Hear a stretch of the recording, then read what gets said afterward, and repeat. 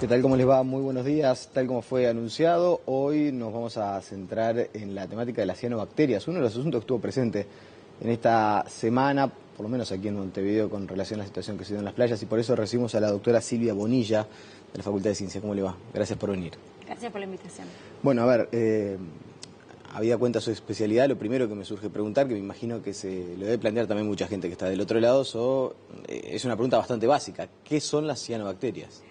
Sí, las cianobacterias son bacterias muy particulares porque realizan fotosíntesis como las plantas y las algas y entonces cumplen un rol muy importante en la producción primaria de los ecosistemas acuáticos. Son organismos muy antiguos, son bacterias que podríamos denominar bacterias gigantes, ¿verdad? Son microscópicas, pero son de un tamaño bacteriano bastante grande. Y son organismos muy antiguos en el planeta y pueden colonizar cualquier tipo de hábitat iluminado, ¿verdad? Pueden estar en los suelos húmedos, pueden estar incluso en desiertos, en aguas termales, en los océanos, por supuesto, y en los ecosistemas de agua dulce. No son resortes exclusivos de las playas, por ejemplo. No, por supuesto que no. No. Están prácticamente en casi todo tipo de cualquier tipo de hábitat iluminado. Hay algún tipo de cianobacterias que puede colonizar. ¿Y cuál es el fenómeno que se dio en Montevideo coyunturalmente en esta semana? Ahí está. Las cianobacterias son componentes naturales y normales de los ecosistemas acuáticos, ¿verdad? Que estén presentes no es ningún problema. La situación ocurre cuando crecen en forma acelerada y en forma muy rápida por una combinación de factores y se genera lo que nosotros llamamos floración. Las floraciones son un crecimiento muy rápido, acelerado y una acumulación muy importante de biomasa, ¿verdad?, de número de células de estos organismos en un espacio reducido. Tanto es así que se pueden llegar a ver a simple vista, si bien son organismos microscópicos, cuando están en tanta cantidad, el evento se ve porque colorea el agua, que es lo que la gente percibe. ¿Cuál es el problema de esa situación particular? Las cianobacterias pueden producir distintas sustancias, distintos metabolitos, que pueden tener consecuencias negativas para la salud animal y humana. ¿Son peligrosas? En esas altas concentraciones, sí.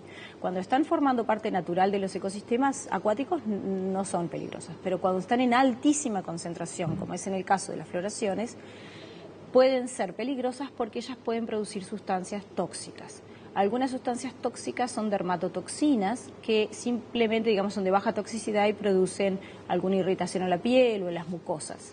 Pero algunas otras toxinas, hay muchos tipos de toxinas, incluso toxinas que no están bien caracterizadas y se supone que hay muchos más de las que se conocen. Y algunos tipos de toxinas pueden tener distintos tipos de problemas. Por ejemplo, hay un grupo de hepatotoxinas, otros que son neurotoxinas, otras que son citotoxinas. Las más comunes son las hepatotoxinas. Ahora para la gente que nos está viendo del otro lado, cuando ven un tipo de floración... Sí, floración. Cuando uno ve ese color, sí, es una ese floración. color, ¿qué tan peligroso puede resultar? Es decir, si uno tiene un contacto con las cianobacterias. Claro, el peligro también está en nuestra vía de contacto, o sea, cómo nos relacionamos, digamos, con ese evento. Si simplemente lo miramos, no pasa nada, obviamente, ¿verdad? No hay nada que nos vaya a llegar. En algunos casos puede haber un poco de spray, de toxinas en el spray, pero en principio no sería el problema. Si lo tocamos, puede haber problemas a nivel de la piel. En el caso de las playas, la población más vulnerable en general son los niños que juegan en la orilla de la playa donde se acumulan estos organismos, etcétera, etcétera. Si llegáramos a ingerir un vaso de agua, ¿verdad? En esta copa, en vez de tener esta agua transparente, tuviéramos el agua verde y la tomamos, bueno, ahí ya estamos en un contacto donde las células van a ir a nuestro sistema digestivo. Por ejemplo... Que ojo, en una playa tampoco es algo tan difícil de pensar, por supuesto, porque mucha gente que juega en el agua a veces sin querer ingiere agua. Va a tomar agua. Un caso, o casos que se reportan habitualmente en nuestro país, incluso nosotros ahora tenemos un estudiante que está realizando su tesis de posgrado en ese tema, que puede ser un problema grave para el ganado, por ejemplo, que el ganado sí toma muchos litros de agua y si hay una floración va a tomar igual el agua con esa cantidad de células de estas cianobacterias y pueden haber casos de enfermedades graves y de muerte en el ganado al tomar tanta cantidad de células de cianobacterias. Internacionalmente hay un caso muy conocido a nivel científico y muy triste en Brasil, en el año 96, en Caruaru, donde murieron pacientes de un centro de diálisis porque fueron dializados con agua que tenía toxinas de cianobacterias. Era un agua que había sido maltratada, un agua potable maltratada, y tenía toxinas de cianobacterias. O sea que es un tema Entonces, para podemos llegar a ese prestarle extremo. atención. Es un tema para prestarle Sí, atención, claro. no para dejar de pasar desapercibido. No, por supuesto que no, por supuesto que no. Por eso depende la vía, o sea, depende la vía de exposición. En el caso de pacientes dializados sería el contacto más grave, evidentemente. ¿Y cómo se generan?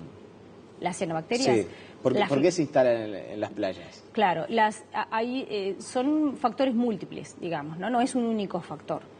Cuando tenemos esta enorme acumulación de cianobacterias en un ambiente, lo que tenemos es un síntoma, es como un indicador de un problema que hay atrás. Es como la fiebre, ¿verdad? La fiebre es un síntoma de algún tipo de, por ejemplo, de una enfermedad que tengamos. Entonces, esta presencia de estas floraciones que aparecen en las playas, que han aparecido en Laguna del Sauce, que han aparecido en otras partes del país, nos están indicando de que hay algo en el ambiente que no está funcionando muy bien. Los factores combinados que favorecen este crecimiento explosivo, vuelvo a repetir, tiene que ser crecimiento explosivo, si no naturalmente están en baja concentración y no hay ningún problema, tienen que ver en época estival con el calor, el aumento de la temperatura, el aumento de la intensidad de luz y de las horas de luz, que favorece que los organismos que hacen fotosíntesis crezcan más rápido. Pero también tiene que ver con la concentración de nutrientes que hay en el agua. Y ahí es donde vamos a tener que mirar sobre concentraciones que no son naturales en el agua y que tienen que ver con la contaminación por actividades humanas, como por ejemplo todo lo que tenga que ver con el aporte de nitrógeno y de fósforo al agua excesivo debido a efluentes, debido a la agricultura, debido a un manejo de suelo que implique el lavado. Estamos empezando a pagar las etcétera. consecuencias de la utilización de pesticidas, de agrotóxicos.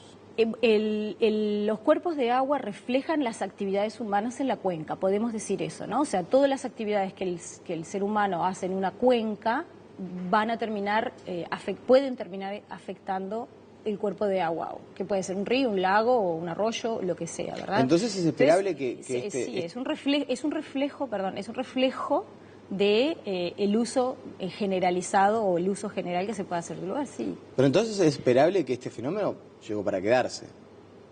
Es decir, no parece haber en el corto plazo una posibilidad de ir atrás en cuanto a cómo se está tratando los suelos, más allá de que existe una ley, que haya cuidados al respecto, pero digo, no existe una chance clara de modificar esas conductas y además también el tema del calor, todos los factores que usted mencionaba se van a seguir registrando. Claro, además debemos tener en cuenta que con los pronósticos o con las predicciones del cambio climático, todos estos fenómenos, en el caso de las floraciones de cianobacterias, pueden verse aumentados, ¿no? O sea, pueden verse a su vez acelerados por efecto del cambio climático. O sea, podría el cambio climático ayudar, digamos, en forma negativa a que esto siguiera estando presente. El tema es que cuando aparecen las floraciones en forma recurrente, implica que hay una situación general que debería revertirse, y para revertirse tenemos que pensar en aplicar combinación de acciones y a su vez esperar un mediano a largo plazo para ver una recuperación en el ambiente. No son procesos que rápidamente o instantáneamente se puedan revertir. ¿Cuánto se necesita, por ejemplo, para revertir un proceso de estas características? Si todos nos pusiéramos de acuerdo, la sociedad uruguaya en su conjunto se pusiera de acuerdo en empezar a cuidar un poco más los recursos naturales, ni que hablar que la explotación agrícola es algo muy importante para el país, arroja divisas, pero si nos pusiéramos todos de acuerdo en que, bueno, tenemos que empezar a cuidar los recursos naturales, no afectar el agua, no promover este tipo de situaciones, ¿cuánto tiempo tardaríamos en revertir? Por ejemplo, una situación como la que se da en Laguna del Sauce. Es una pregunta muy difícil de responder, pero en general, por ejemplo, en el caso de Laguna del Sauce, que es un ecosistema cerrado, ¿verdad?, de estanco, es difícil, pero deberíamos pensar en mediano a largo plazo. Hay algunos ejemplos en el mundo de ecosistemas que han estado muy afectados por floraciones de cianobacterias y que se han puesto, digamos, en planes de rehabilitación o de restauración, que en general son muy complejos, es muy costoso, y han podido observar efectos positivos en escalas de una década en adelante, ¿no? Empezar a ver una reversión. Pero varía muchísimo según el ecosistema, no es lo mismo la Laguna del Sauce que el lago del Parque Rodó o que el Río de la Plata, ¿verdad? O sea, hay ecosistemas en los cuales hay medidas que pueden tener un efecto un poco más rápido y hay otros ecosistemas que es mucho más compleja la situación o es prácticamente imposible. Lo que sí es cierto es que cuanto antes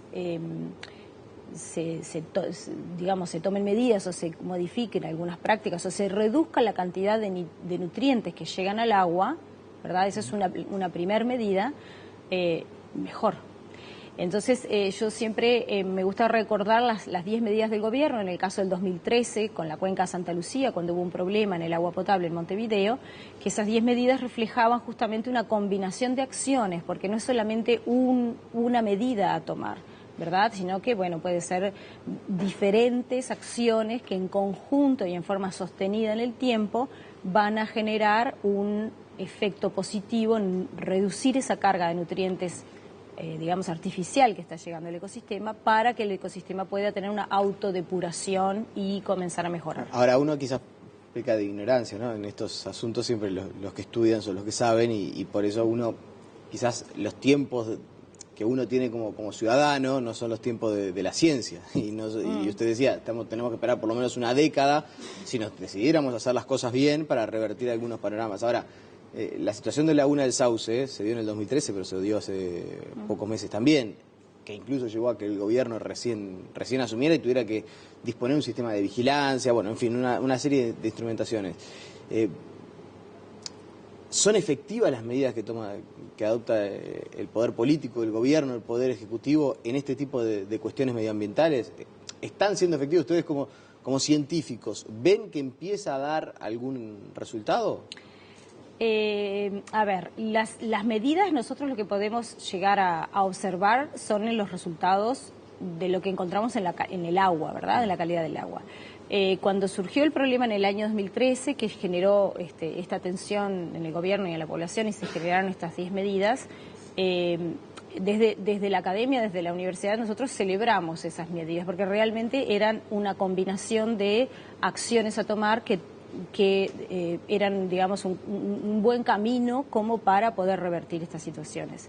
La evaluación de los efectos de aplicar estas medidas se deben de ver en un plazo un poco más largo, ¿no? Y eso implica la continuidad.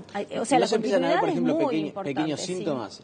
¿No se podrían empezar a ver pequeños síntomas de recuperación? Sí, se pueden llegar a ver pequeños síntomas de recuperación. Tenemos que tener en cuenta que además, por ejemplo, en el caso, si estamos observando las floraciones de cianobacterias, no están presentes todo el año, en todo momento, ni todos los años, ¿no? Digamos, tenemos ciclos, tiene que ver mucho si es un año más lluvioso o no. Entonces hay un seguimiento y una respuesta que tiene que hacerse en una escala temporal, mirando datos históricos anteriores, con un poquito de distancia, como para evaluar una tendencia y que no sea un cambio justamente en este verano, justamente en esta estación. Pero de hecho nos tenemos que acostumbrar a que es un fenómeno que llegó para quedarse, que quizás antes no era ni siquiera imaginable. A ver, es verdad que no siempre las playas de Montevideo fueron aptas para baños. Sí. Hubo que hacer el saneamiento, hubo todo un proceso, pero nos habíamos acostumbrado que las playas de Montevideo, salvo alguna cuestión particular, no presentaban problemas. Y ahora aparece este tema de las cianobacterias, que por lo que usted dice, lo que yo entiendo desde mi escueto saber y entender, llegó para quedarse. Y si se da otro año lluvioso, otro año con temperaturas elevadas, el fenómeno va a volver a aparecer. El fenómeno es un fenómeno que sí, que ha aparecido desde hace varios años, desde hace bastante tiempo, ¿Con que hay esta registros con concentraciones altas, sí, sí. Hay una mayor percepción del problema, hay una mayor conciencia en la población, hay un mayor interés, hay más trabajo. Por ejemplo, en las playas de Montevideo están usando el sistema de bandera sanitaria, esos son avances muy importantes, me parecen, en la percepción y en la, de alguna forma, mitigación del problema inmediata para el usuario. Es un problema a nivel mundial el tema de la floración de cianobacterias. Uruguay no es una excepción ni está aislado. Y son fenómenos complejos, digamos complejos, que la reversión implica un esfuerzo sostenido en el tiempo de combinaciones de acciones. El caso del Río de la Plata es todavía mucho más complicado, porque es un ecosistema, claro, es un ecosistema enorme que además recibe aportes de grandes ríos, ¿no? De ríos de los más grandes del continente, y incluso muchas veces hay poblaciones de cianobacterias que vienen arrastradas de otras zonas, ¿verdad?, hacia el Río de la Plata, que son empujadas o que son acumuladas en las playas por acciones del viento. Ahí aparece otro factor, ¿verdad? El viento juega un papel muy importante en esa acumulación en las orillas de las playas, que es justamente lo que el usuario después va a encontrar. Que el viento cambia incluso y desaparece la floración, ¿no? Mucha gente comenta, ay, fui de mañana y no había nada, de tarde estaban, es porque el viento las arrastra. Entonces, el Río de la Plata es muy complejo en ese sentido, es un ecosistema enorme, ¿verdad? Es uno de los estuarios, es el estuario más grandes del mundo, entonces ahí es una situación mucho más compleja, sí. Y en algún momento nos tendremos que sentar con Argentina, con Brasil también, ¿no? Porque todas las acciones de Brasil también afectan el ecosistema y claro, sí, tendremos que sentarnos en serio a ver cómo cuidamos el Río de la Plata. Sí. Porque no, seguramente que lo estamos maltratando. El Río de la Plata tiene un número bastante interesante de distintos tipos de contaminantes y sí, muchas cosas tiene el Río de la Plata, sí, es verdad. Me interesa reiterar esto para la gente que nos está mirando y que eventualmente fuera a la playa y se encontrara con estas cianobacterias, las va a reconocer fácilmente por el color, ¿no? Sí. Es como si estuviera teñida de verde. Sí, se ven como que fueran grumos, son como, la gente lo puede imaginar como micro pelotitas que flotan o como, sí, como que fueran pedacitos de, como hay gente que los denomina como yerba, que parece yerba, como pintitas verdes que están flotando en el agua. Sí, sí. Y me interesa especialmente el tema de los niños. ¿El riesgo solamente se meten al agua? ¿Hay riesgo también, si es tan característico que hacen todos los niños en las playas, sentarse en la orilla y jugar con arena? ¿Eso también es una actividad peligrosa? ¿Cómo se da cuenta la gente qué es lo que puede y qué es lo que no puede hacer? En principio, en el tipo de floraciones que aparecen en las playas, felizmente, que son, digamos, se pueden reconocer, la recomendación sería, bueno, si vemos una mancha verde en la arena, incluso a veces quedan pegadas en la arena, o en el agua, evitar esas zonas o evitar que los niños jueguen ahí, que además, naturalmente, los niños se llevan la mano a la boca, a los ojos, ¿verdad? Están más expuestos también. Entonces, evitar el contacto sería la recomendación. Y si llegara a suceder, lo mejor es lavar rápidamente, sé que hay una serie de recomendaciones, pero lavar rápidamente o consultar ya al médico.